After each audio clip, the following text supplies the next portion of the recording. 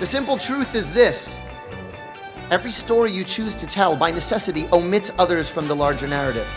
This act of choosing, the stories we tell versus the stories we leave out, will reverberate across the rest of your life. Don't believe me? Think about how you celebrated this senior week, and contrast that with the version you shared with the parents and grandparents sitting behind you.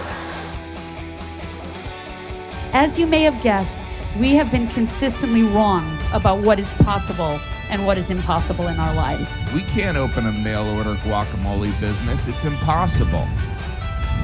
Jim, we never did that. Yeah, because you never gave it a chance. I wish you all a true Hollywood-style happy ending. I hope you outrun the T-Rex, catch the criminal, and for your parents' sake, maybe every now and then, just like E.T., go home.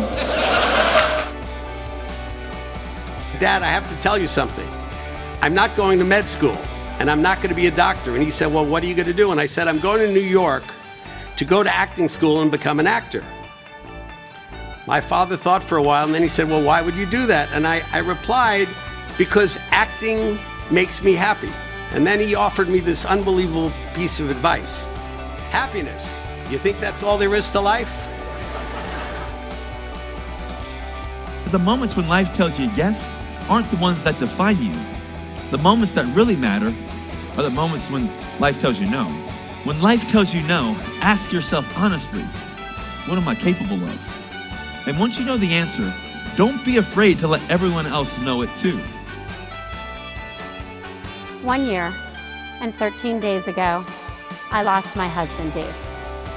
I learned that in the face of the void, or in the face of any challenge, you can choose joy and meaning. I wish you'd be graduating into a world of peace, light, and love, but that's not the case. We must move beyond protest.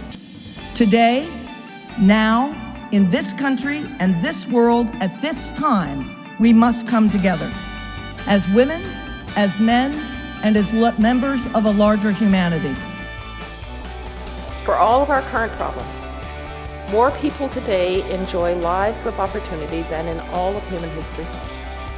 This progress has been the concerted effort not of cynics, but of visionaries and optimists and idealists. Set the world on fire with your imagination, not with your matches. Set the world on fire by proving that what we have in common is 1,000,000 times more important than our admittedly, utterly fascinating differences.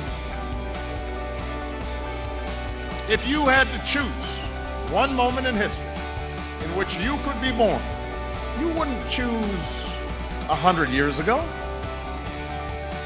You wouldn't choose the 50s or the 60s or the 70s.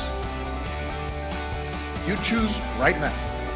Class of 2016, dismissed!